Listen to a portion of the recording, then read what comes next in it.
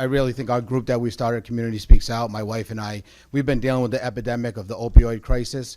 I don't think this is a move in a direction that's going to slow that down. There's a lot of different reasons too, and I've heard the arguments for, and a lot of it is on the money side. And we have to remember that Colorado was the first, remember, and we had a first casino in Connecticut too. And that one, when you have one that's very unique to a region, you're going to bring in a lot of money. And that's what happened in Colorado. I had friends personally that flew out there and vacationed there for 2 weeks or two or 3 weeks. And you're not going to see that now. So the numbers that we're using from Colorado, even on the money side for certain, are not going to be reflective of what happens here. The other person that I haven't seen in the room are our large employers. We talk about moving the state forward with having a skilled workforce, a workforce that can be productive and be be good taxpayers. But Electric Boat, Sikorsky, none of those companies are going to come in here tomorrow and say, you know what, if a kid tests positive for marijuana, we'll still hire him.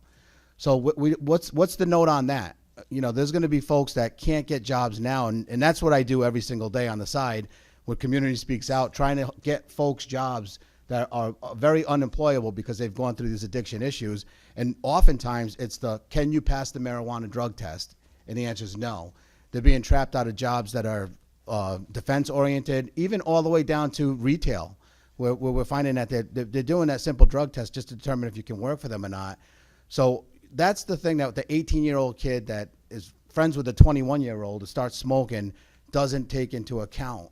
They will be applying for a job at Electric Boat or Sikorsky in a short 3, 5, 6 months, whatever it is after high school, and they're going to be locked out. And what is the impact of that? That person who normally would get a job that's going to pay roughly $80,000 a year with benefits and everything else that go along with it will be someone that's mired in minimum wage jobs, possibly for the next 5 to 7 years, and maybe who knows what path that takes them on. So I do agree. I think this is probably going to be an issue that does pass years down the road, but why would we run?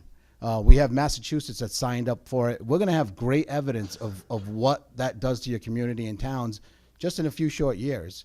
So I'm prescribing to let's wait it out. There's no reason to rush. We do have a fiscal crisis here in Connecticut, but sometimes, you know, just like when you're buying real estate, if you're standing in line to buy a house and everyone's outbidding you, you're buying at the wrong time. And I feel like that's kind of what it is right now.